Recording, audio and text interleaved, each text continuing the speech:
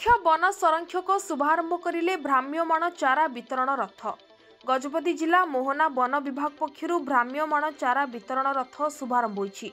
माननीय प्रधानमंत्री आह्वान क्रमे सारा देश में एक पेड़ माँ के नाम रे 75 लाख वृक्षरोपण कार्यक्रम रखा जाइतिबा बेले गजपति मोहना वनांचल पक्षरु विभिन्न पंचायत, स्कूल, कॉलेज और सरकारी कार्यालय समेत विभिन्न संगठन को यह चारा बंटन करा जाइछि।